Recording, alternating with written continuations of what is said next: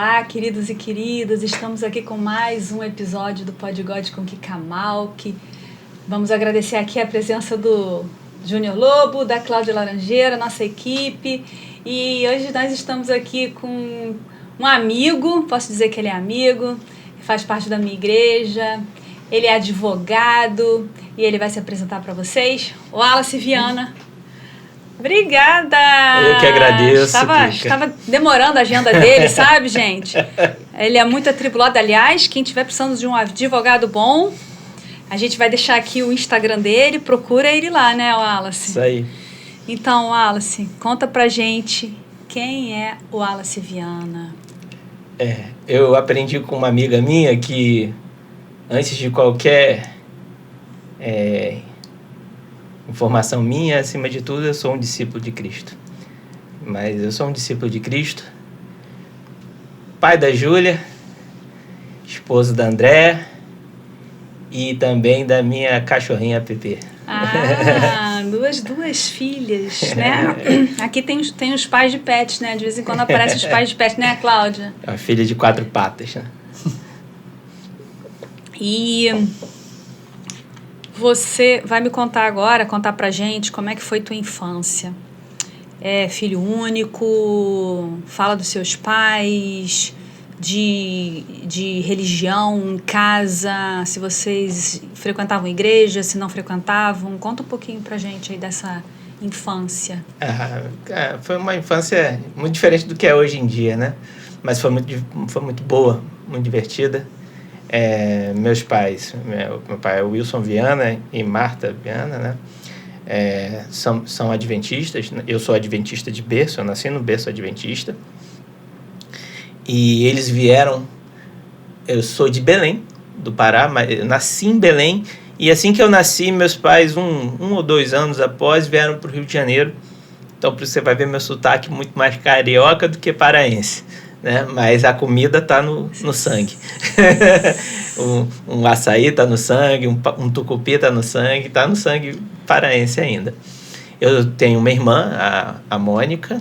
Eu sou, como diz lá em casa, eu sou naturalizado carioca.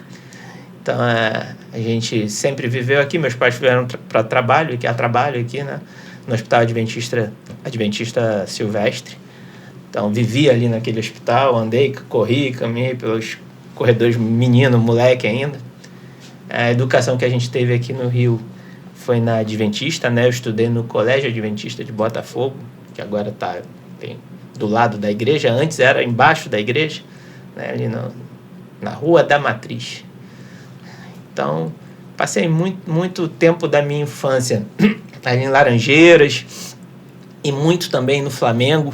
Joguei muita bola ali no aterro do Flamengo, né? E foi uma infância diferente, né? A gente pegava ônibus, ia para a escola de ônibus, voltava.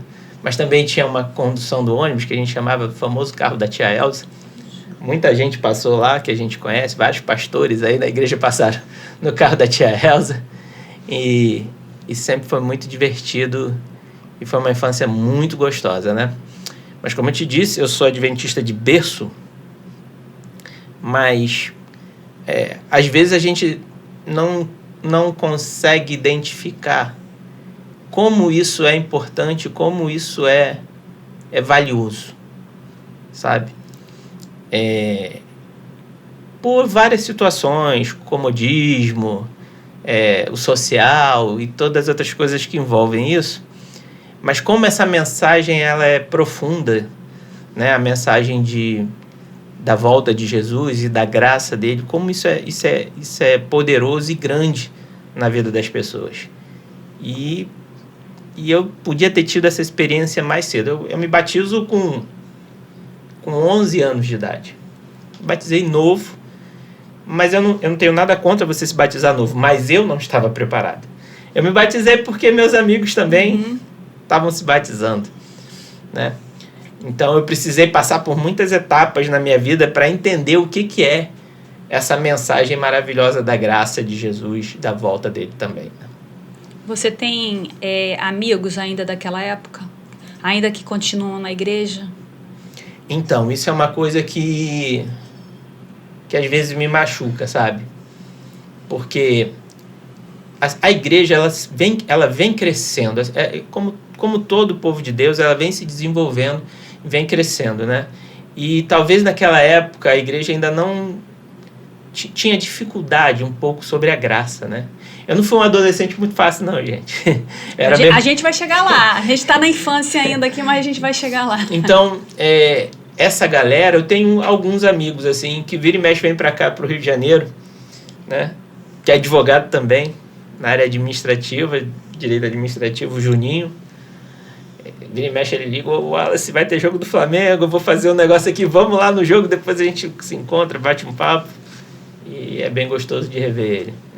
É um amigo de infância que eu passei muito tempo na casa dele, ele na minha casa. E ele continua na igreja, vocês continuam juntos? Ele filho do Cléo Fortes, foi administrador lá no Hospital Silvestre também. E você chegou à adolescência, você teve aquele querer ir para o mundo, conhecer o que era o mundo, porque quem nasce na igreja muitas vezes chega nessa hora aí e começa a sofrer a influência do externo, né? Sim. Você chegou a sair ou você sempre foi certinho ali? Então, na adolescência eu não cheguei a sair, não. Mas eu era o revoltado. Uhum. Sabe aquele revoltado sem causa? Eu era revoltado. Porque, assim, era uma outra cultura, era uma outra época, era um outro entendimento. Era muito não. Eram muitas palavras fortes. Por exemplo, você não podia usar uma calça jeans na igreja homem. Uhum. Tinha que ser... Então, calça assim, social. E eu queria ir de calça jeans. Então era aquela coisa coisa também do adolescente que gosta de questionar, de apontar e umas coisas que não eram muito profundas, que não faziam diferença, mas que me incomodavam muito, né? Então eu tive essa fase. Essa fase que você está falando foi na minha época, que eu acho que é a época mais perigosa para um jovem. Que hoje eu trabalhei muito tempo com jovens lá, com os adolescentes lá na igreja da Barra da Tijuca aqui, porque eu entendi que é uma época complicada. É uma época que se prepara para você ir para a faculdade depois, né? E aí que é o lugar que eu acho mais perigoso de todos, né? Porque é muita proposta de todos os lados. É muita coisa de todos os lados. É muita festa, é muita amizade, é muita gente bonita, é muita proposta, é muita coisa. Também não sei se tem a ver... Eu lembro que na minha época, acho que na nossa época, não tinham tantos grupos. Não tinham... Não era tudo mais reduzido, tudo mais simples. Era mais simples. Era festinha na garagem, né? Era isso, tudo. Agora o pessoal paga. Eu vejo o pessoal pegando, eu vejo meus filhos aí, eles pagam para entrar em festa. E o negócio é pesado e é a noite toda. A gente tinha... Na faculdade você tem muito festa assim, festa da psicologia, festa da engenharia, e todo mundo te chama. Entendeu? Então tem muita bebida, tem muito isso, tem muito aquilo. E eu tive uma experiência muito drástica para mim, que eu contei isso uma vez para os adolescentes, e acho que eu não contei mais para ninguém. Quer dizer, eu conto para as pessoas muito próximas de mim, mas eu não contei. Conta pra gente. Nunca contei muito para as pessoas, né? Mas eu contei uma vez num grupo de adolescentes que a gente fez um retiro espiritual, porque eu acho que quando a gente passa para os adolescentes a realidade de quem somos de verdade, isso ajuda a eles se conectarem com a gente, que você vai ver, ele não é tão diferente de mim. Ele não é tão diferente de mim. E eu tenho hoje uma filha adolescente. Entendeu? Então, ela tem que saber que o pai dela não é perfeito. Porque a gente, às vezes, quer plantar de cristão perfeito para sua filha ser perfeita. A gente não é perfeito e ela também não vai ser perfeita. Você já passou por aquilo, né? Que ela está passando. Então, se a gente pode precaver e mostrar para elas que, furada. E a minha... Eu nunca bebi. Nunca gostei de cerveja, de bebidas assim. Até hoje eu não gosto, acho o sabor ruim. Mas, não sei porquê, num dia lá tava com uma galera e inclusive um que era ex-adventista também, nessa época de faculdade, eu estudava ali na Santa Úrsula. Eu fiz Direito na Santa Úrsula. Ainda era um curso muito bom na época, vários professores assim de alto nível, que a gente tinha muito desembargador, né? Hoje em dia, infelizmente, não sei mais como é que tá. E aí tinha muita gente lá e o pessoal resolveu descer para tal da Rua da Farane, que é ali em Botafogo, onde tem vários bares, né? Isso de manhã, 10 horas da manhã, o negócio foi estranho. E nesse dia eu, quer saber? Tô aqui, a gente sempre quando fala, quer saber? Vai fazer besteira. Quer saber? A gente vai fazer besteira. Nessa hora nem Deus, nem pensa em Deus, né? Não, quer saber. E aí o pessoal começou a beber e eu nunca tinha bebido muito. Eu tinha no máximo tomado uma latinha, alguma coisa assim. E nesse dia o pessoal começou a descer aquelas garrafas de 600, ou 600, 700. E comecei a beber com eles, 10 horas da manhã. Eu nunca tinha bebido de manhã na minha vida. Não pode dar certo, né? Só que eu comecei a beber e fiquei lá, não fui para aula. Fiquei lá, bebendo. E eu tava me sentindo bem. Eu falei, estranho, não sou acostumado a beber, eu não tô sentindo nenhum, né? Nenhuma alteração. Final das... Aí começa a beber, já 5 horas da tarde, mas sei lá quantas garrafas lá de cerveja, muita coisa. Mas estava com a galera. Com a galera, mas assim, 7 pessoas. Era muita cerveja para 7 pessoas. 18 anos? 19? Você estava com quantos anos? Eu tinha, nessa época, 19. Era 19 anos, 19 para 20, alguma coisa assim. E hoje eu tô com 40, vou fazer 48. Então, tinha 19 anos aproximadamente nessa época. E aí, tudo bem, chegou umas meninas bonitas da psicologia e convidou a gente para uma festa. Tá vendo? Toda hora tem a festa. É a festa da psicologia lá, não sei o que, lá no alto. Como é que a gente vai pro alto? Eu não sei o que. Arrumaram 3, 4 carros e a gente foi pro alto da Boa Vista. Chegamos lá no alto da Boa Vista. Entrou numa casa sem pagar nada.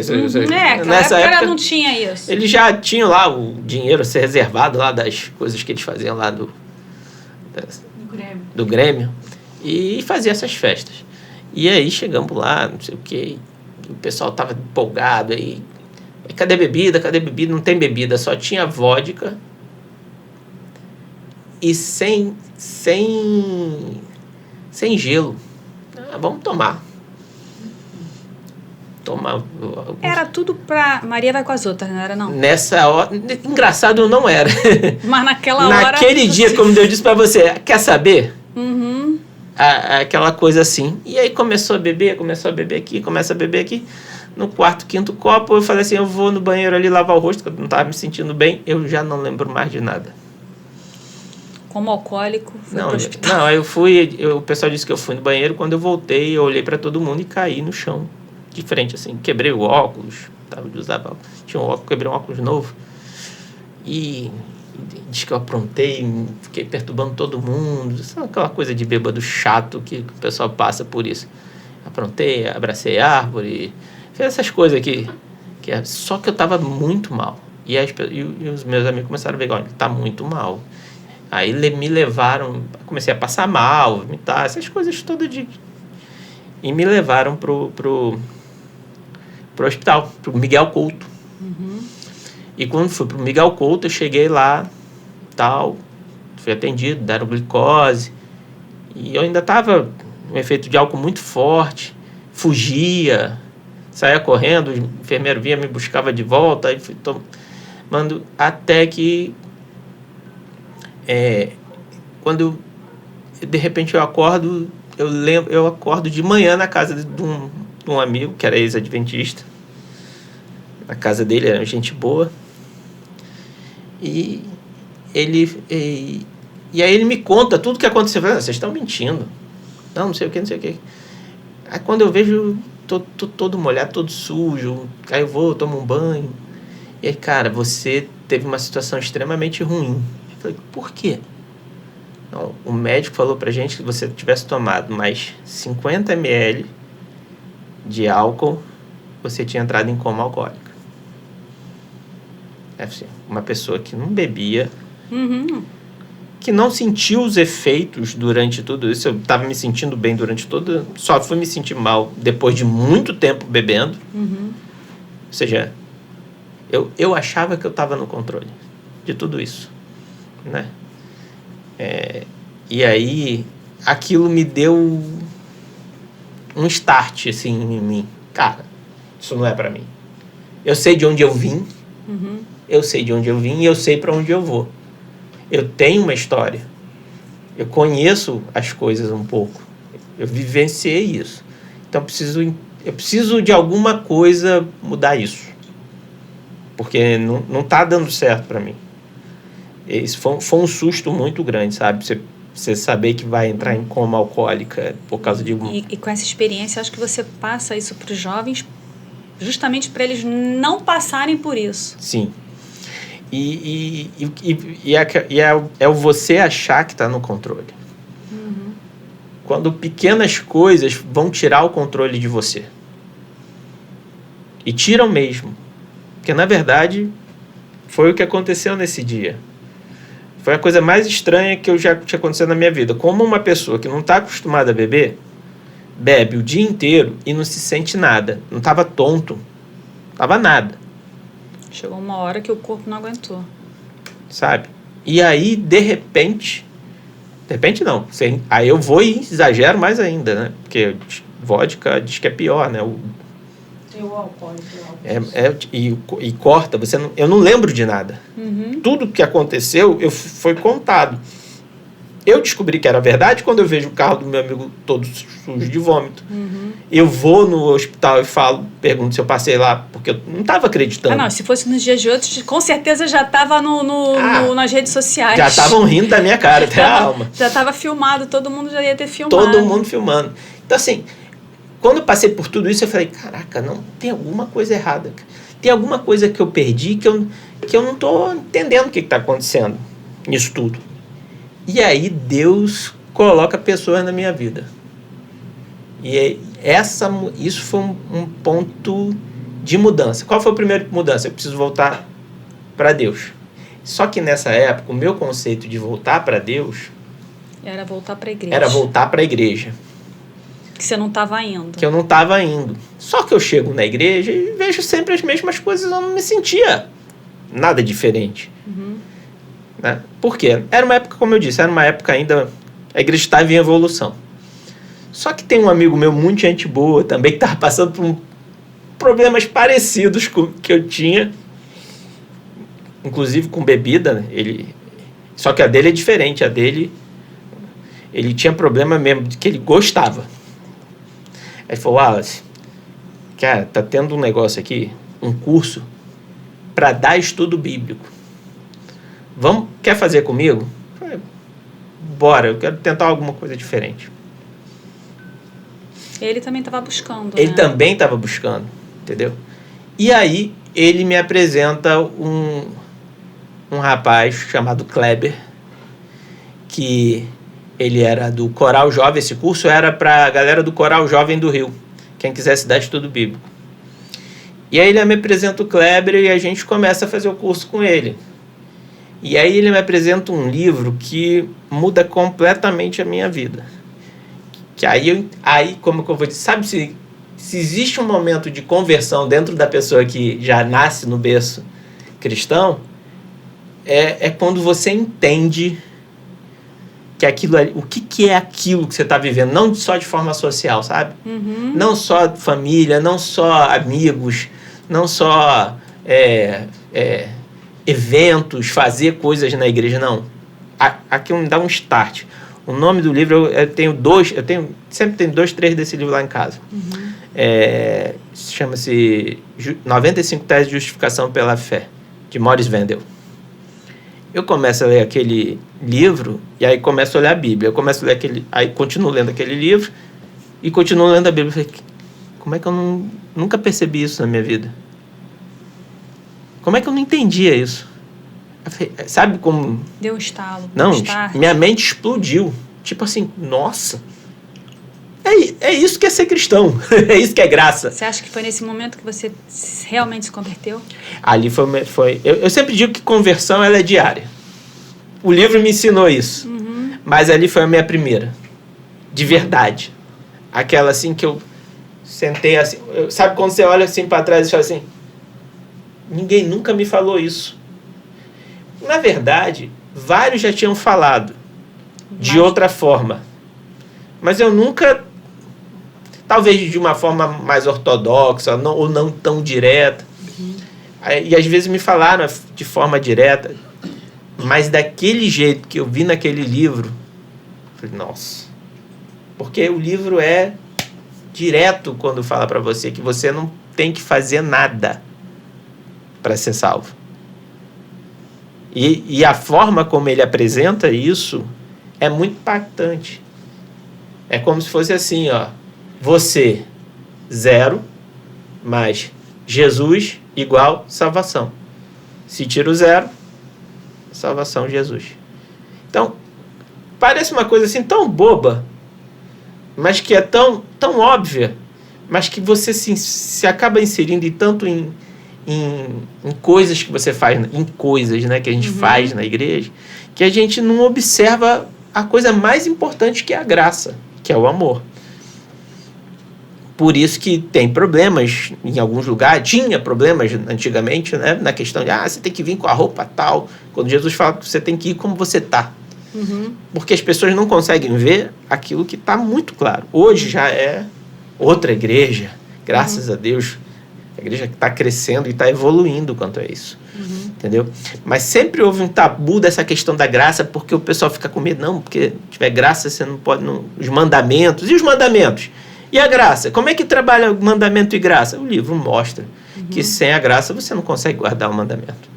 Então, assim, aquilo explodiu e eu não fui comendo, eu fui devorando o estudo. Era um estudo que começava falando desse livro e depois ele ensinava você a dar estudo bíblico.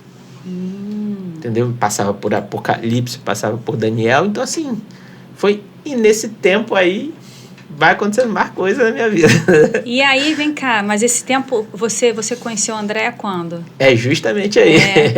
E como é que é a Andréia, então? Porque eu sei que a Andréia não era da igreja, não era adventista, e ela teve uma transformação incrível na vida dela. Sim. Você que fez essa transformação? Na verdade, eu atrapalhei. Você atrapalhou? Então, conta essa história aí de... Por quê? Por que eu falo? Andréia, gente, é a esposa dele, tá? É. Mãe da Julinha. É a mulher mais importante da minha vida. Beijo, amor. Tem que ser, né? Então, por que eu digo que eu atrapalhei?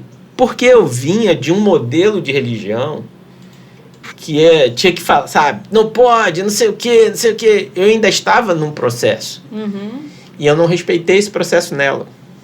Então, eu queria impor as coisas às vezes, sabe? Então, foi um momento Talvez você não soube chegar como tiveram pessoas que não souberam chegar em você. Exato. E ela tinha que esperar aquele momento para aquilo tudo abrir na cabeça dela. Não, e assim, ela gostava da igreja, de ir na igreja, mas ela não gostava de ir na igreja comigo. Porque eu atrapalhava, entendeu? Eu queria...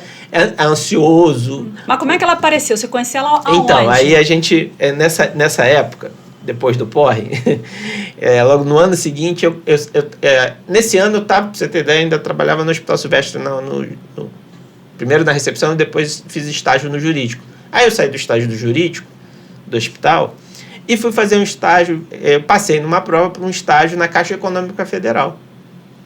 E foi aí que eu conheci a Andréia. Mas eu ainda não estava, nessa época que eu conheci ela, eu ainda não tinha voltado ainda para a igreja. Então, ela trabalhava lá? Ela trabalhava e também estagiava lá. Ela também é advogada. Né? Então, nessa época, eu conheci a Andréia, me interessei, ficamos ali, né? Naquele... Aquela paquerinha. Tive uma ajuda de uma amiga, a Sandrinha. Ela ajudou lá, fez a ponte. Eu tinha umas dificuldades, ela também. A gente tinha umas dificuldades, tanto eu quanto ela. E aí a gente fez a ponte, a gente se conheceu e começou a namorar. Mas eu ainda não estava com a coisa de voltar para a igreja. Foi quando começou esse estudo, que aí esse estudo me deixou... Mudou minha cabeça e eu queria mudar. Só que eu queria mudar a cabeça dela. Uhum. E quem muda é o Espírito Santo. E eu queria passar na frente do Espírito Santo de qualquer jeito. Senão você está demorando muito, bora. E a gente teve vários embates por causa disso.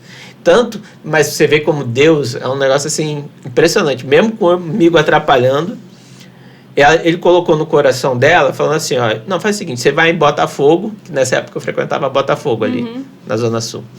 E ela resolveu ir na Central. Não, eu vou na Central, sozinha, que eu quero ver se eu gosto disso aí mesmo. Uhum. Tá? E foi assim.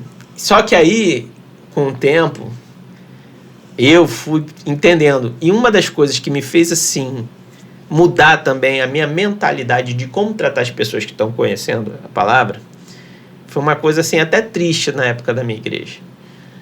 Porque quando eu levei a Andréa lá pela primeira vez, eu também estava um pouco afastado, né? Então, eu levei e as pessoas vinham me cumprimentar. Uhum. E a Andréa estava do meu lado. Cumprimentava, aí quando eu ia apresentar, elas iam embora. Então, assim, eu tentei apresentar a Andréa para várias pessoas e as pessoas me cumprimentavam, mas não é por má. É porque esse, sabe, muito interno, parecia um negócio muito fechado. É engraçado que eu não vejo isso. Assim, isso não acontece comigo hoje. Se eu levo, por exemplo, outro dia foi com a minha mãe. Eu levei uma amiga lá. Não, é amiga daqui que já é minha amiga. As pessoas costumam abraçar mais. Isso é. Não, mas antigamente era um pouco diferente. Era um pouco diferente. E a Igreja da Barra também é um pouco... É mais calorosa, eu acho, nesse sentido, que outras igrejas. Eu não conheço outras. Mas as outras também são, mas é porque é uma igreja muito grande, entende? Uhum. Então, assim, são muitos membros. Se você tem cadastrado na época, eu acho que era 1.000 e poucos membros cadastrados. Então, mas presentes eram 700, 600, era muita gente na igreja. Mas eu também já ouvi dizer, já ouvi pessoas falarem que foram para a igreja, se sentiram muito sozinhas, meio que solitárias, e aí não voltaram mais. Porque a igreja grande ela tem essa dificuldade, que é um ponto que ela precisa melhorar. Uhum. E aí, quando eu vi isso acontecer na minha frente, possivelmente eu fiz isso várias vezes. Uhum. Mas quando eu vi isso acontecer na minha frente, doeu. Porque aí aconteceu com a minha namorada, comigo. E eu falei, cara, eu não tinha percebido isso. Eu preciso mudar isso. Eu preciso mudar isso também. Como eu estava dando estudo, me preparando para dar estudo bíblico, eu falei, cara, eu tenho que arrumar algum jeito de mudar isso na igreja e ajudar, fazer parte dessa mudança. Né? E aí eu comecei a participar de uma classe bíblica lá na igreja para pessoas que vêm de fora. Cara, eu aprendi com Paulo Zetmaier, um cara fantástico, que sabe recepcionar as pessoas. Assim como a doutora Luiz, que a gente conhece lá da Barra, sabe recepcionar as pessoas, eu aprendi com o Zetmaier a recepcionar as pessoas, a observar as pessoas na igreja. E isso fez total diferença na minha vida. E eu me foquei muito depois em ministério pessoal, em dar estudos bíblicos na igreja, em cuidar das pessoas, muito nesse sentido, por causa da experiência que eu tive com a Andréa. Né? Mas a experiência com a Andréa é interessante, porque começa assim, mas depois ela começa a gostar. Só que a Andréa não era ainda batizada, Ela tinha outra religião antes? A Andréa, ela é católica, mas ela também tinha uma simpatia pelo espiritismo. A família tem uma simpatia dela nessa área. Mas ela não tinha nenhuma, assim, muita afinidade. Foi difícil. Ela gostava muito do estudo, que era com o pastor Matheus Tavares, que é um baita pastor, gente boníssima, é nosso amigo até hoje. Foi ele que casou a gente. Abraço, Matheus. Tá lá em Brasília. Super inteligente. Ele deu um estudo sobre Apocalipse para ela e Daniel, que ela ficou... Mas não tomava decisão. E eu vou contar isso aqui. E você interessado? Eu interessado, e ela, depois que eu contei isso para ela, eu contei isso depois de muito tempo para ela ficou brava comigo. Mas teve uma vez que o Matheus foi me visitar.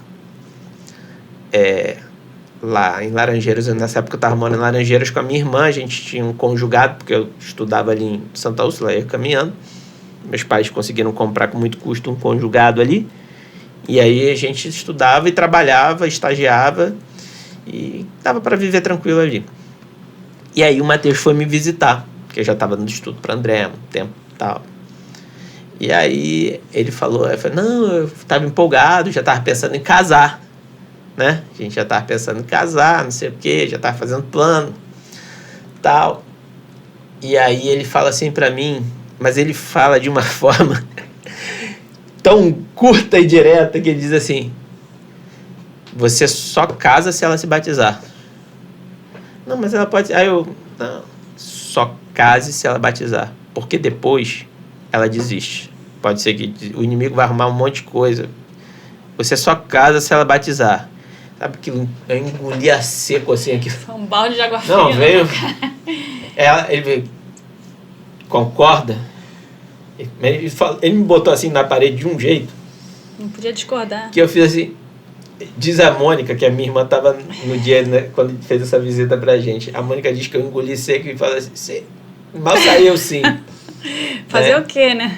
E aí, foi um negócio muito doido, porque eu fui dormir, eu falei, Senhor... E você não podia falar isso pra ela? Não podia. Ela já tinha um monte de revolta comigo, que eu tinha já atrapalhado tanto ela.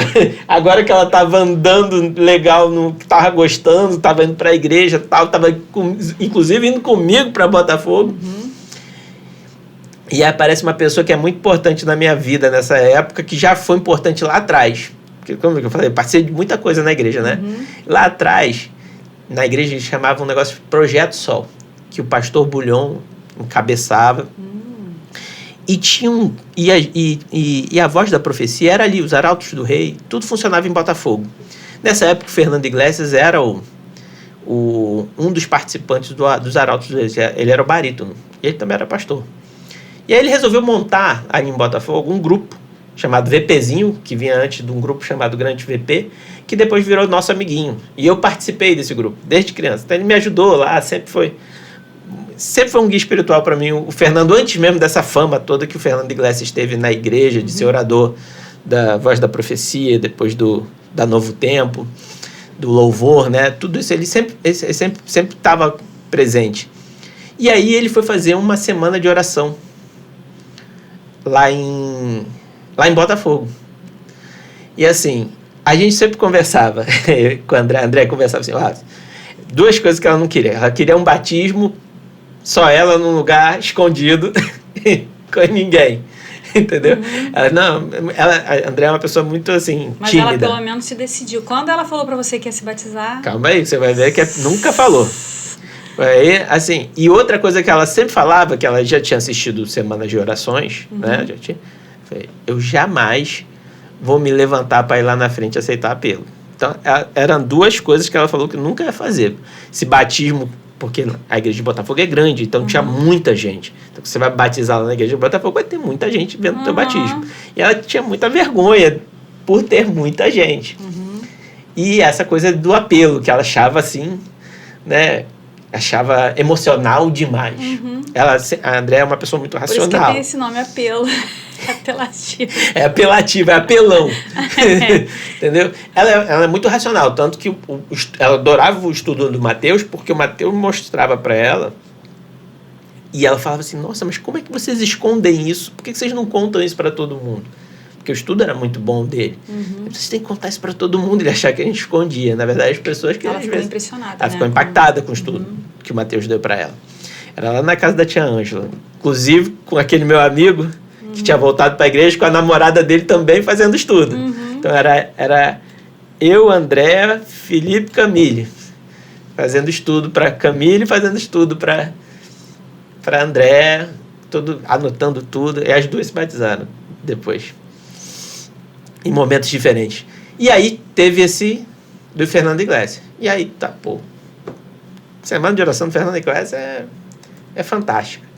Aí eu tô lá na segunda, na terça, na quarta, eu acho que foi na quarta ou na quinta-feira. Então eu tá lá, tá terminando a oração, tá terminando o sermão dele, ele faz o apelo. Aí não sei o que, apelo, eu tô ali, apelo. Daqui a pouco, do meu lado, quem levanta? André, eu olhei assim, eu nem fui com ela. Ela foi sozinha. Lá na frente eu falei, não estava entendendo nada. Sabe aquele assim, o que está acontecendo? Eu acho que eu estava mais em choque do que ela. Porque ela não te contou nada. Não, nem ela. Ela falou, Wallace, sentiu na hora. Sentiu na hora. Ela falou, eu senti alguém me chamando lá para frente, eu fui. Falei, nossa, ela já foi pro brejo essa situação de ir lá na frente, né? Aquilo, eu fiquei assim meio bobo, né? E aí a gente já estava marcando tudo para casar, tipo, meses antes de casar, e ela se batiza, sem eu nunca ter falado nada daquela coisa que eu não podia falar para ela. E ela se batizou aonde? Em Botafogo, lá no meio grande. No sábado de manhã, entendeu? Então, Como diz pastor, Deus transforma e muda tudo. E a partir daí também a minha visão de batismo mudou. Eu passei a me emocionar em tudo que é batismo. Porque agora eu participei de uma mudança. Você teve vontade de se batizar, não, de novo? Não, porque eu sempre tive convicção. O que faltava para mim era o batismo do Espírito. E isso veio. Sabe, na Bíblia a gente vê várias vezes assim, batismo do Espírito e batismo nas águas ao mesmo tempo. Mas a gente vê também batismo do Espírito e batismo das águas separado. Um deles é o dos discípulos. Todos já eram batizados e estavam lá depois sendo batizados pelo Espírito.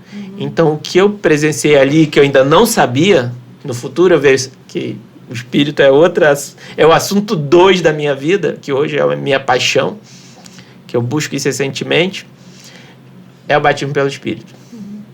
Que é ali que eu comecei a viver isso, né, por causa da graça. Agora, vem cá, a escolha da tua profissão.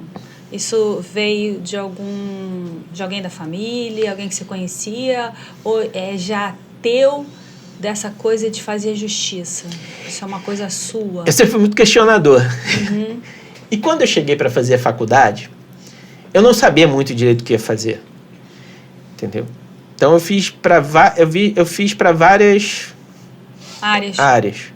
Mas eu fiz mais para a área de direito. Então, e quando eu comecei a fazer, eu consegui uma bolsa, por isso que eu fiz na Santa Úrsula. Quando eu consegui a bolsa e fiz pela Santa Úrsula, cara, eu me encontrei. Falei, é aqui. Tô dentro. Eu gosto desse negócio. É comigo mesmo. Falar, então, adoro. Então, aí eu fui aprendendo, fui gostando e não tem como dizer assim. E o interessante é que o direito me ajudou a ser um professor de classe bíblica. Porque o questionamento, as pessoas trazerem, você saber falar com as pessoas, desenvolver o raciocínio. Tem aquela coisa da oratória. E vice-versa.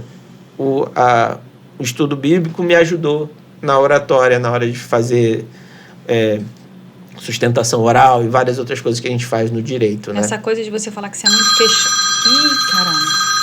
Telefone, questão anônimo, já atendi aqui. Alô? Ih, não tá querendo falar. Fala pessoal que acompanha o Podcast com Kika Malk, tudo bem com vocês? Kika, eu gostaria de fazer uma pergunta ao nosso convidado, Wallace. Wallace, qual período da sua vida você se sentiu mais próximo de Deus? E qual se sentiu mais afastado, se é que teve esse período? Kika, mais uma vez, muito obrigado pela oportunidade e sucesso a todos nós. Valeu! Bom, o mais afastado acho que eu já falei, né? Já ia falar, já falou, né? E esse período foi um período difícil. Agora, mais próximo. Mais próximo, eu tive alguns períodos que, assim... Vou te falar que agora, esse ano, tem acontecido muita coisa na minha vida que tem me trazido demais para perto dele, né? E teve essa época logo depois, quando eu comecei a ser professor da classe bíblica, dava estudo ali para 20, 30 pessoas. Foi uma época assim muito forte, que eu sentia muito a presença de Deus, inclusive de eu fazer uma coisa que eu não sou pastor. Nunca fui. E não tenho nem a vontade de ser. Mas eu gosto de dar estudo, de conversar com as pessoas sobre a Bíblia. E de eu estar dando estudo bíblico e eu ouvi claramente a voz falando, faz apelo. Eu falei, faz apelo? Faz apelo. Mas assim, eu nunca tinha ouvido uma voz tão nítida e tão impulsiva. Parecia que ele me empurrava por trás. É uma coisa assim completamente diferente, porque eu já ouvi depois algumas vezes, mas nessa vez foi assim impactante. E eu fiz o apelo. E quantos apareceram ali? E 4 pessoas levantaram. Entre elas, uma mãe e uma filha judia que se converteram ao cristianismo. Que quando começou a levantar, eu olhei assim, tipo assim, nossa, eu não estava preparado para isso. Tipo assim, eu vim aqui para dar um estudo. Mas assim, é um negócio assim muito, muito impactante. Por isso que eu sempre falo quando eu estou dando estudo bíblico que é muito mais proveitoso para mim do que para a pessoa que eu estou dando. Porque ali eu estou vendo as experiências acontecerem, estou vendo tudo acontecer, eu estou vendo a mudança acontecer, eu estou vendo pessoas serem transformadas. E eu sou apaixonado por isso. Sou até hoje. Você sabe, tem noção de quantas pessoas você já conseguiu colocar no caminho? Eu não sei quantas, mas eu dei muitos estudos lá, porque a gente dava classe para 30 pessoas, 30, 35. Aqui na Barra, logo no começo, a gente fez também uma classe bíblica, várias pessoas batizaram, o João, a Márcia e várias outras. E no trabalho, você consegue? No teu ambiente de trabalho? Agora acho que é mais complicado, que acho que hoje é muito, muito em casa, né? Esse era um ponto que eu também eu era muito frustrado, que eu achava que eu devia ser mais, entendeu? E esse ano eu vim conversando com Deus muito sobre isso, e por isso que eu falando que estou num processo, acho que de mudança, que é a segunda parte que eu acho que o cristão tem que ter, é a graça e o Espírito Santo. Então, eu tenho muito trabalhado em mim essa questão do batismo do Espírito, para depois eu estar preparado. O que eu estou claramente entendendo hoje, que Deus vem me falando, você ainda não está preparado. Então, se prepara. E preparar é o que eu não sabia o que era preparar, sabe? Eu achava que preparar era estratégia, era dar estudo, era isso. Mas preparar é ter um momento com Ele, é oração demais. A verdade é que eu estou hoje vou fazer 48. A verdade é que durante todo esse período eu fui desenvolvendo, mas eu não sabia orar. E eu ainda não sei orar. E aí eu venho desenvolvendo com várias coisas assim que Deus está me chamando para orar.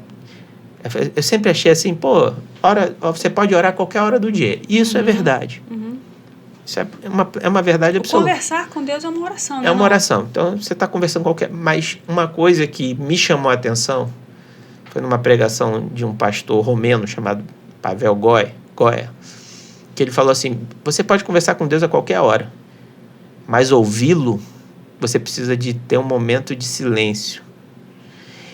E antes eu desdenhava muito dessa coisa de acordar 5 horas da manhã, 4 horas da manhã, para você ter um momento com Deus, para começar seu dia, porque eu acho que o dia tem que ser o dia inteiro. Eu falava, não, o dia tem que ser o dia inteiro com Deus. E tá errado o que eu falei? Não, mas não é só isso. Eu preciso ouvir, eu preciso saber o que Ele quer para mim. Eu preciso saber o que Ele quer que eu faça com os outros, porque as minhas orações eram muito direcionadas para mim. E aí agora eu estou aprendendo que as minhas orações precisam ser direcionadas para os outros e muito menos para mim. Eu não preciso de nada. E não só intercessória, mas no sentido de desenvolver. Ele vai cuidar de mim. transformar, ajudar a transformar. Ele diz que não é para me preocupar com a prata, com o ouro, com nada disso. Então eu tenho que aprender isso, eu tenho dificuldade de aprender isso. Isso eu já brigo com ele, eu venho brigando com ele esses dias. E a gente vem conversando, que é a minha luta diária, dessa mudança, de eu resistir, o que o senhor quer hoje? O que o senhor quer que eu faça hoje? Quem que eu tenho que impressionar? Quem que o senhor quer que eu fale? O que o senhor quer que eu faça? Sabe? Mínimos detalhes. E eu só consigo isso, Kika, se eu começar a acordar cedo. E essa é uma luta minha. É uma luta minha. Começar a acordar cedo é difícil para mim, porque eu sempre fui um cara da noite, assim, não da noite de... Não, de sair eu entendo. Você produz mais à noite. A minha mente produz. A André fica assim, André é do dia e eu sou da noite. Eu sou do dia. Também é então, complicado eu produzo muito. Não é pouco, não. Eu produzo muito à noite. Então, às vezes, você me vê trabalhando 10 horas da noite, não é porque... É porque eu produzo. Minha mente está clara. Está voando, entendeu? Então, eu tenho que readequar a minha mente com isso. Isso é difícil. Então, eu estou passando num processo, né? E eu espero que seja muito bom. Ele me impressionou muito esse ano para começar um projeto lá na igreja, nas quartas-feiras, que era a Revolução do Espírito. E eu falei com ele que era muito difícil, porque quarta-feira, o culto de quarta... A nossa igreja, ela tem uma coisa assim diferente. Ela é uma igreja que as pessoas moram muito longe. É uma igreja que está localizada, que você pode ir quarta... Vi você que mora ali no condomínio. A própria Barra é grande. Exato. Mas então, até para quem está dentro da Barra, às vezes é longe. Então, quem mora... E tem muita gente que vem de fora. Isso, tem gente da Tijuca que vem pra Barra. Tem pra gente da Taquara que vem da Barra. Botafogo Freguesia. Que vem da Barra. O pessoal vem mesmo. Sim. Sulacap, o pessoal vem de longe. Vem mesmo, vem. Eu até pergunto, mas não tem igreja lá? Tem. Mas é a da Barra que é escolhida. Mas a quarta-feira para eles é difícil de vir. Entendeu? Por quê? Por causa do trânsito, da dinâmica, tudo isso. Quando domingo e sábado é mais fácil. Então, a nossa igreja, nas quartas-feiras, ela tem um número de pessoas... Tinha um número de pessoas um pouco pequeno. Agora vai. Pois é. E aí eu falei com o pastor, vamos tentar levantar o culto. Está tendo uma série de dificuldades. E aí eu apresentei, todo mundo gostou, e ia começar, e o pastor Lemuel saiu. Ai, meu Deus do céu, e agora?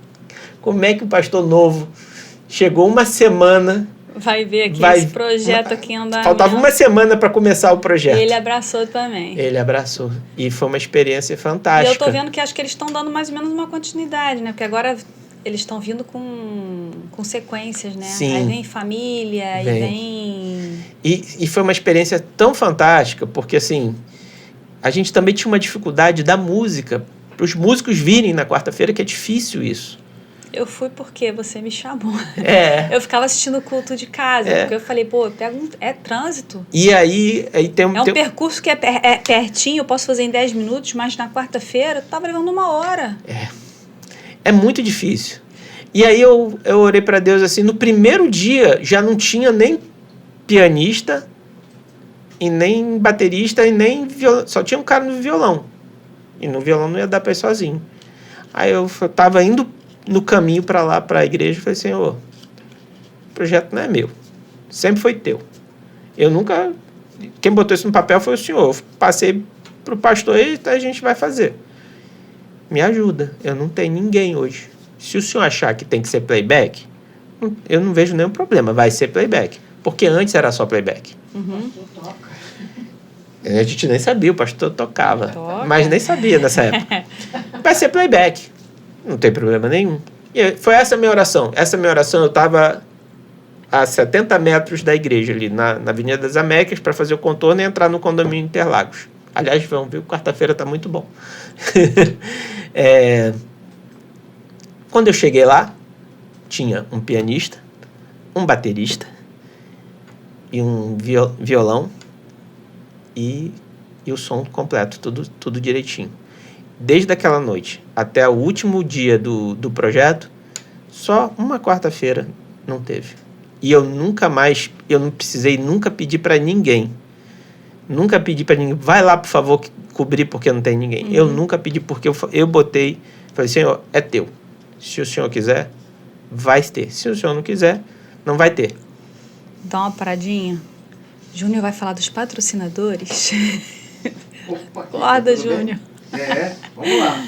Patrocinadores são eles: My Melody Soundtrack, Rádio Gospel City, onde o herói é de verdade. Abraço para o Neto Matos. É isso aí. E olha só, gente, se vocês estão gostando dessa história, dá uma paradinha agora. Eu aprendi a fazer isso, hein? Aprendam vocês. E compartilha agora esse link com outras pessoas. Porque é só assim que a gente vai conseguir alcançar outras pessoas, é compartilhando. Porque se você ficar só você assistindo, Jesus quer o quê? Que a gente pregue o evangelho, né? Isso aí. E são esses testemunhos que fazem a gente se empolgar, né? E ver que a mudança é possível e a gente pode contribuir com isso. É isso aí. Vai lá, Wallace. Deixa o seu like também, né? Deixa o seu like, aciona o sininho. Hype pro Tudo que vídeo. você puder fazer e se inscreva no canal. Olha, se inscreva no canal, que é muito importante. Vamos lá, porque aí você não perde nenhum vídeo novo, né? Eu aprendi isso lá na quarta-feira. Não, e tem gente que chega pra mim e fala assim, parou de fazer o podcast? Não. Pô, me manda aí os vídeos, me manda os links. Eu falei, tu não tá inscrito, né? É só se inscrever e colocar que você é avisado, então você não perde nenhum vídeo, gente. É fácil, só clicar ali, ó, inscrição. Mas vai lá, Wallace, continua aí. Então, eu tenho percebido cada vez mais, assim, que Deus tem... A gente está vivendo um tempo muito próximo da volta dele. E se a gente não começar a entender que nós, como igreja, precisamos mudar, passar desse ponto de que igreja não é só sermão. Ou então também não é só pra gente. Não é só pra gente, não é um consumo. Não é só sermão, não é só tá lá participando da programação. Não, quando você vai lá em Atos, você vê uma igreja vivendo junto, compartilhando as coisas, orando junto. Eu tenho tentado convencer muitas pessoas de orarem junto. Porque eu tenho um monte de grupo de WhatsApp de oração. É ótimo. Muito bom. Mas a Bíblia fala de orar presencial. E é no presencial que a gente recebe o poder que a gente vê em Atos falando. Então a gente tem que estar passando mais tempo orando junto. Isso é um desafio meu.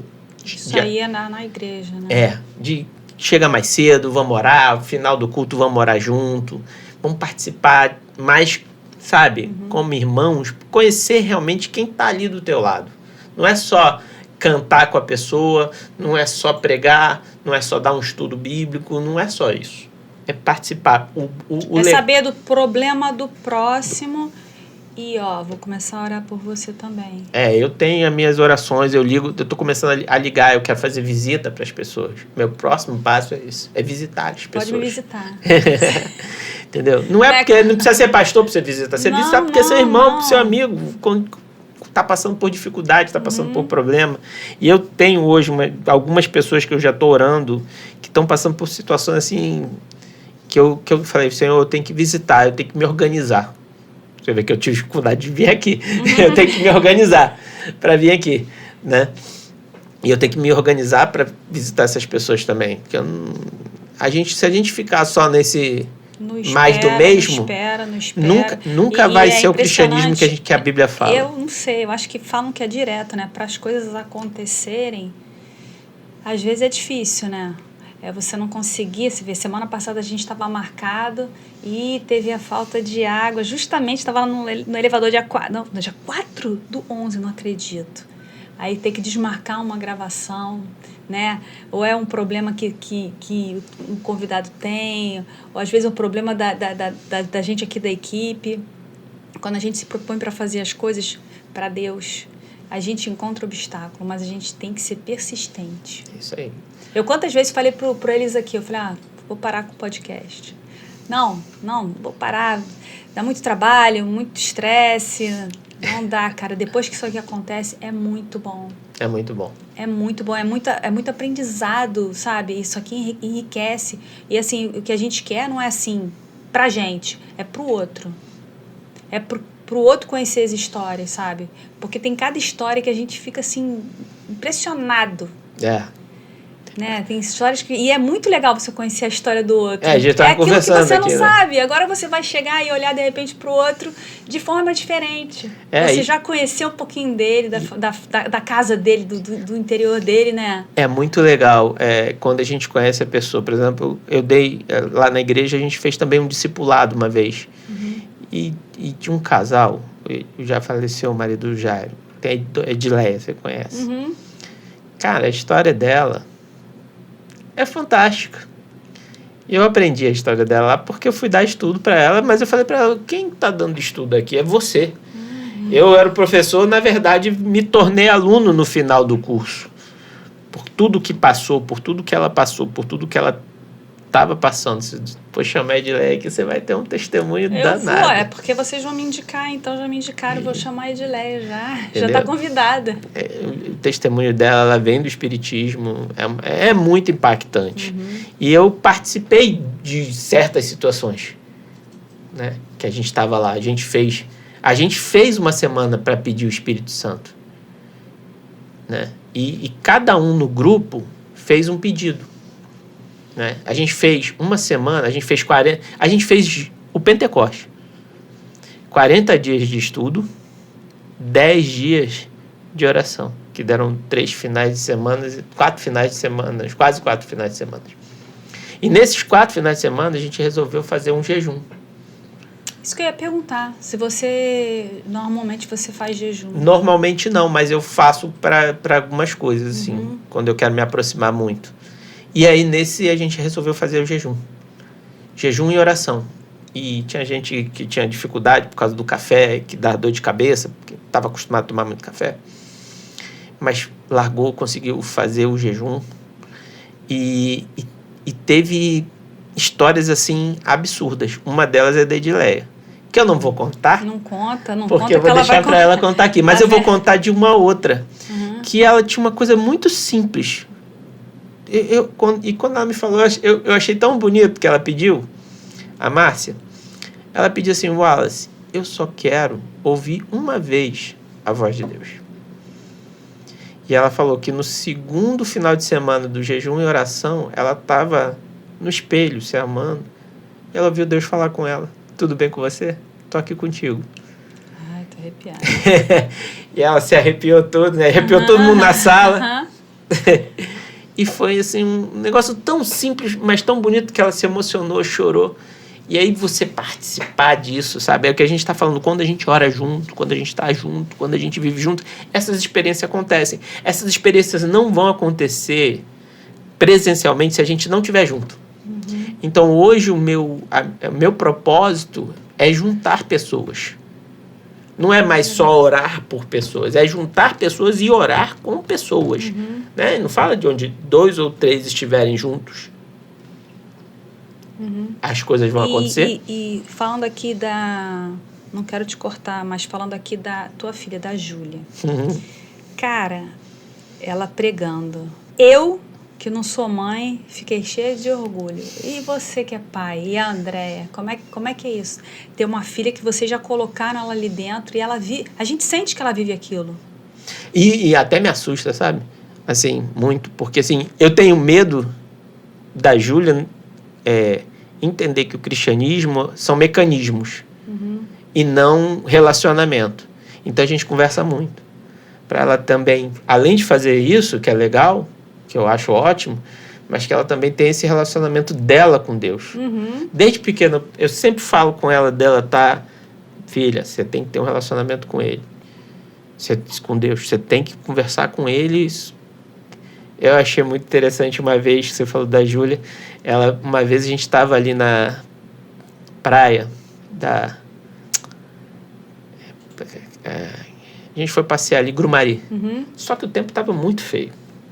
E a Júlia amava a praia quando ela era pequena. Agora ela não ama mais tanto, não. Tá branca. Mas ela amava a praia. E aí ela falava, só que tava um dia feio e ela tava meio triste. Eu falei, poxa, pai. Eu falei para ela, filha, Pede para Deus. conversa com Deus. Cara, não é que ela conversou com Deus e o sol abriu do nada, assim, abriu um buraco bem no lugar onde a gente estava e ela teve o solzinho dela durante 1 hora para ela se divertir lá e brincar.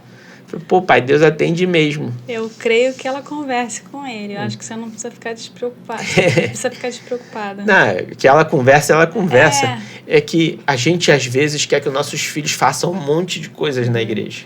Né? E eu entendo, e faz parte, mas eu não quero que ela só faça as coisas na igreja, Claro. crie aquele mecanismo automático. Eu tenho medo dela passar pelo que eu passei. Então, assim... E ela tem um... Mas ela é muito mais inteligente que eu. Ela passa também um lado que talvez seja teu, que é o lado questionador. Ela não questiona muito. Nessa fase de adolescência, então... Mas faz parte. É do jogo.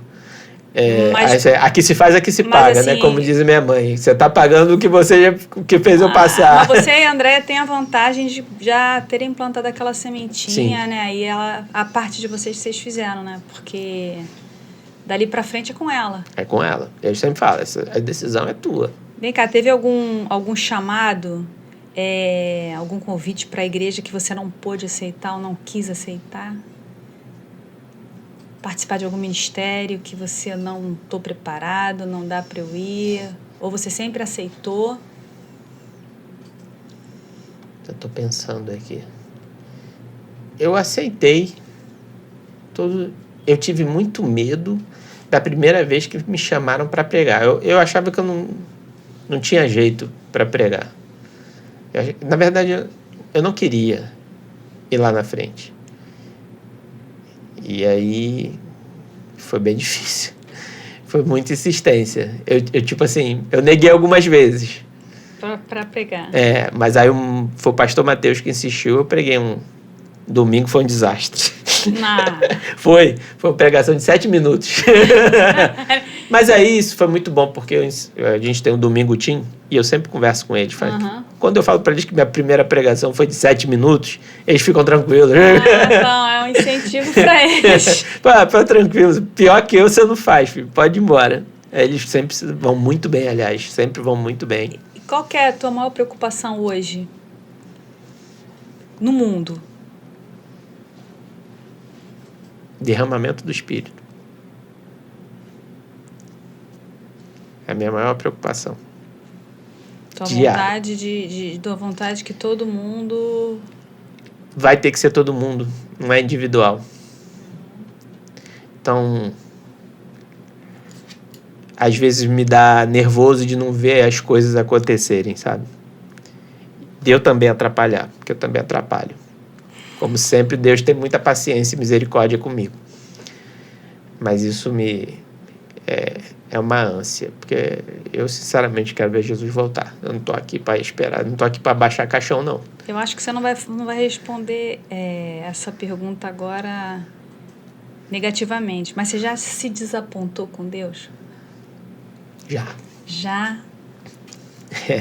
É o quê? Alguma coisa que você queria e ele não te deu? Não. Tá difícil falar isso aí. Eu tinha um amigo e, rapaz, não vai sair, não. Lembra que eu te falei que teve um discipulado?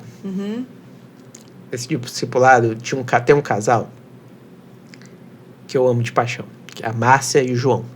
A Márcia é lá da igreja, que era dos desbravadores, né? Cuidando dos... E no final do discipulado, eu instiguei a cada um lá a fazer um projeto missionário. Criar um projeto. Eu lembro que o Alzemi falou que queria distribuir 1000 Bíblias, mas tinha muita dificuldade. Aí a gente embrulhou as Bíblias, fez um presente bonito, conseguiu distribuir muito rápido, com outros livros. E em um dos projetos, veio o João falar comigo, e o João falou assim, Wallace, é um projeto de corrida. Eu falei, corrida, João? A gente vai fazer uma tenda e a gente vai correr nas coisas e ao mesmo tempo distribuir, porque ele viu o projeto do Alzheimer e falou, vamos distribuir livro nas corridas. Essas corridas oficiais, primavera, estação, essas coisas todas. Falei, cara, que legal. Aí ele começou a correr atrás, fez camisa, uma camisa laranja. Acho que ainda existe lá no Facebook a página Atletas da Esperança. Já existia um outro projeto, mas nesse formato não tinha. E a gente começou a fazer, o projeto era fantástico. A gente distribuía, assim... As pessoas vinham perguntar lá, de que igreja que vocês são? Nossa, esse livro é muito bom. Todo mundo gostava muito do projeto. Acho que o projeto estava... Quando o projeto estava, assim, no auge, o João teve um infarto. Fulminante. E faleceu. Eu juro, eu nunca pedi nada para Deus assim. Eu pedi no dia lá na igreja, ele estava com o corpo lá, eu pedi para Jesus ressuscitar ele. Mas eu orei assim. Mas aí você se desapontou com ele? Porque era um projeto, eu falei, Senhor, como é que o senhor para um projeto desse? Como é que o senhor para um negócio desse tamanho? Tinha muita gente na igreja participando. Tinha muita gente. E eles acabaram com o projeto? E aí, às vezes o projeto, ele é uma pessoa, sabe? E nesse caso o projeto era o João. Não tinha ainda preparado ninguém. Até tentaram continuar com o projeto, mas não deu certo depois, entendeu? O projeto era o João. O João, ele corria mesmo, ele fazia... Cara, eu orei e eu brigava. Eu falei, Deus, por quê? Não faz sentido o senhor deixou ele morrer num alto. Eu sei. E eu desapontado com Deus, muito desapontado. A gente é difícil entender, né? E eu só fui entender depois de 5, 6 anos, quando eu já tinha ido na casa do João várias vezes. E a família da Márcia não é adventista. E a Marluce era uma pessoa muito questionadora. Gente boa, minha amiga. A irmã dela. E um tempo depois ela veio me falar assim, Wallace, eu tomei minha decisão de virar adventista, de ser batizado. Eu falei, por que, Marluce? O que mudou? Ela falou para mim que foi o enterro do João. Porque ela falou que ela nunca viu uma igreja tão unida atrás disso. Tá arrepiada de novo. E ali eu entendi que Deus faz tudo para salvar uma pessoa. Até mata a outra. Entre aspas. E aquela dali foi uma que você soube, né? Você não sabe nem Não quem sei também... o que mais que aconteceu naquele enterro. Porque tinha muita gente, ele era cônsul do Congo. Então ele conhecia muita gente.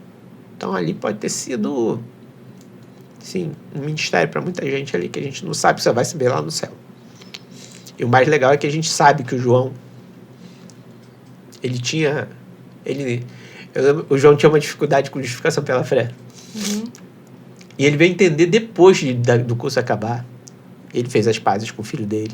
Ele estava feliz no dia que ele teve um infarto. Então, Deus levou ele no momento certo, na hora certa. Deixa eu te fazer uma pergunta agora. Curiosidade. Curiosidade. Aqui você estava na parte da diretoria lá dos Desbravadores ano passado, né? Você e a Andréia. Vocês ficaram quanto tempo? Eu fiquei uns 2 anos. 2 ou 3, 2 anos. Uns 2 anos. Mas você, quando era garoto, foi desbravador? Pouco tempo. Pouco tempo? Pouco tempo. Porque na minha época, o desbravador, você tinha que estar lá todo sábado, domingo. Como eu falei pra você, era meio... Se você não fosse, você era cortado? Eu era cortado, entendeu? Então, eu era muito questionador nessa época. Então e por que te levou a voltar pra lá? A Júlia. Foi a Júlia? A Júlia é apaixonada pelos desbravadores. A gente sente. Entendeu? Ela é apaixonada por aquilo. Então, ela falou, minha filha gosta muito daquilo, é um momento... Vocês quiseram estar ali um pouco vivendo aquilo junto com ela. Vivendo, né? Fomos para acampamento, fomos para um monte de coisa. Eu sempre gostei de acampar. Acampar, para mim, sempre foi muito divertido. Meus pais, da minha infância, nós acampamos muito, entendeu? Então, assim, Eu também, acampei muito. Meu pai tinha um Fiat 147 que ele botava uma casa. Sócio do Camping Clube do Brasil, a gente acampava muito. Meu pai tinha uma Fiat 147 que ele botou uma barraca de 6 lugares daquela de aço galvanizado, não sei como entrou aquilo nunca, e 5 pessoas no Fiat 47, mas foi todo mundo dentro. E aí vem a segunda pergunta, por que vocês decidiram deixar? Estavam cansados? Porque como eu falei, outros objetivos, você foi... Esse ano Deus foi me chamando para essa coisa do Espírito Santo que eu não sabia para onde ia. E aí eu falei com o Ricardo é um parceiro de muito tempo, a gente trabalhou no Barratins com os adolescentes. Você também não tá no Barratins? Não. Eu saí dos 2 projetos porque eu entendi que Deus estava me chamando para alguma coisa que eu ainda não sei direito o que é. Começou com Revolução do Espírito, que foi o projeto das quartas-feiras, e eu ainda não sei o que é que ele quer. E aí eu tá na mão dele. Agora, dentro do trabalho, como advogado, você vê muita injustiça dentro da justiça? Nossa. Isso é um ponto duro para ser advogado, né? Duro, difícil. E eu venho equilibrando isso, lógico, seguindo meu Jesus 100%, mas você deixa de ter certos clientes, deixa de ganhar certas coisas, porque não tem como. Não faz parte do cristianismo fazer aquilo. Entendeu? E eu já falo, inclusive, com o meu sócio, não me coloque em nada criminal. Não tenho, primeiro que eu não tenho questões psicológicas. Eu pensava assim, era a matéria que eu mais gostava, era direito penal. Eu também. Mas eu ficava assim, gente, se alguém me chamar para defender um cara que matou um monte de gente, como é que eu vou? Não vou. Não, eu fui acompanhar, porque ele me pediu uma vez, só uma vez me pediu para acompanhar uma audiência só para acompanhar. Eu fui acompanhar a testemunha para ver o que vai acontecer. Estupro de vulnerável. Nossa, eu saí de lá. Nossa. Falei, não me bota de novo. Eu falei com ele, não é minha área. Tem gente para tudo. Não é minha área. Eu gosto de trabalhar com empresa. Eu trabalho muito com empresa. Não é minha área. Não me coloca nessa área, por favor. Eu tô fora. Mas é muito... É lindo. Você olha ali, né? Você falou do direito penal. É lindo. Eu adorava as aulas de direito penal. Os melhores professores. Direito penal, medicina legal. Eu adorava aquilo ali. Corte pérfuro cortante. Mas na prática, quando você vai ver, é complicado. Então, é uma área muito difícil. Eu acho que como todas as áreas, se a gente não coloca Deus na frente, você vai ser atropelado. Tudo você vai ser atropelado. Eu já, para advogado, tem muita coisa. Eu trabalhei em empresa, em escritório grande, que muitas vezes pedia para trabalhar no sábado. É isso que eu ia perguntar. Era a próxima pergunta. Se você teve algum problema no sábado com o seu trabalho. Nossa, várias vezes.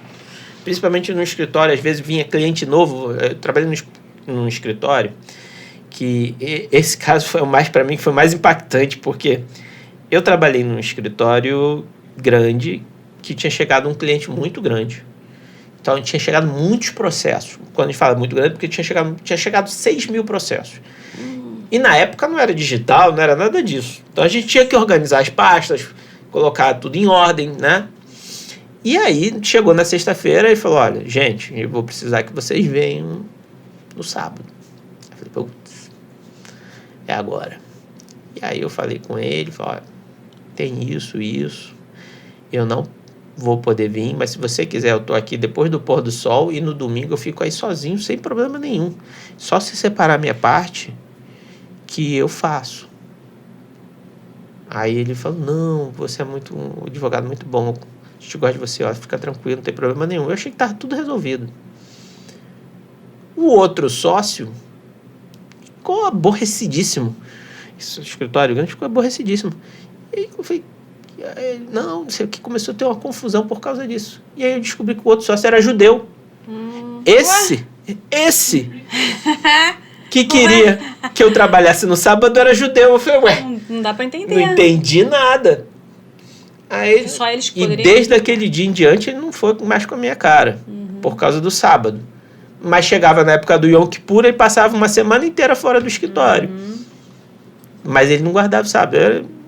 Era uma coisa um pouco contraditória. Pelo menos o Yom Kippur, ele podia se afastar, mas pelo menos o fórum não funciona, né? Só em quem é pantonista. Então, assim, das histórias assim, de conversão que mais, eu acho que te deixaram feliz foi da Andréia, né? Não? Nossa, eu chorava igual um bebê no dia do batismo Teve dela. mais alguma conversão assim que te emocionou demais? Teve. Teve várias.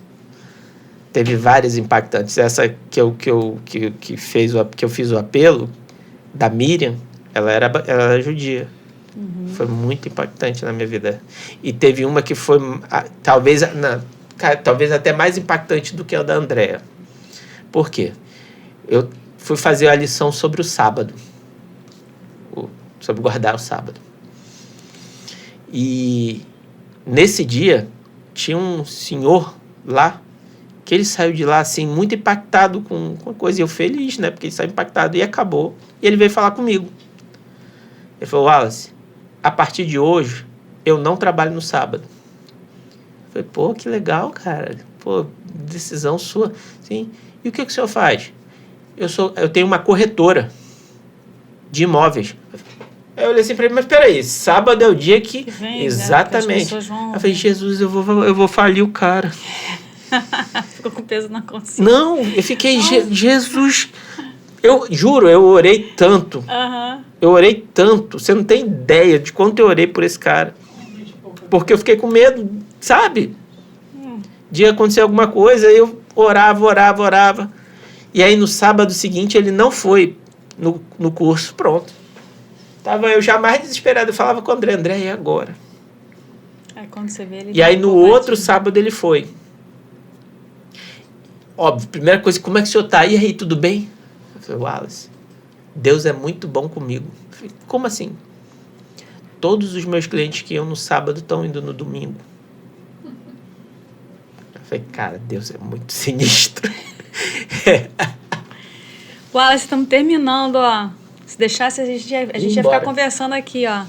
Vai tirar uma promessinha aí. Precisa de óculos? Não, pra perto é tudo certo. O problema é pra longe. O meu, contrário. Vamos ver lá o que você... Até os cabelos da sua cabeça estão todos contados. Portanto, não tenham medo. Vocês são muito mais valiosos que um bando inteiro de pardais. Lucas 12:7. Nunca tinha ouvido esse versículo. Eu já. E é tudo a ver com o que eu estou passando agora. Ele sabe tudo. Exatamente. Não tem que ficar preocupado. É isso, tranquilidade. É só colocar ele no centro. E agora, para finalizar, agora olhando para aquela câmera, você vai fazer o teu apelo. Eu só tenho um apelo para você. Ore. Ore. A oração, ela muda, ela transforma e ela, acima de tudo, ela te dá um relacionamento que você pode ter perdido com Deus. Talvez você esteja aí chateado, talvez você nunca tenha ouvido a voz dele. Nada disso. Separe um minutinho, um momento, um silêncio e vá conversar com esse Deus, que ele vai te responder. Deus te abençoe. É isso aí, gente. Espero que vocês tenham gostado dessa história. Mais uma vez eu vou falar para vocês, ó, se inscreverem no canal, acionarem o sininho e compartilharem, tá ok? Wallace. Obrigada mesmo. Espero que a tua história seja curtida por muitos aí e que alcance muitos corações para Cristo. Amém. Gente, fiquem com Deus. Até o próximo episódio do Pod God.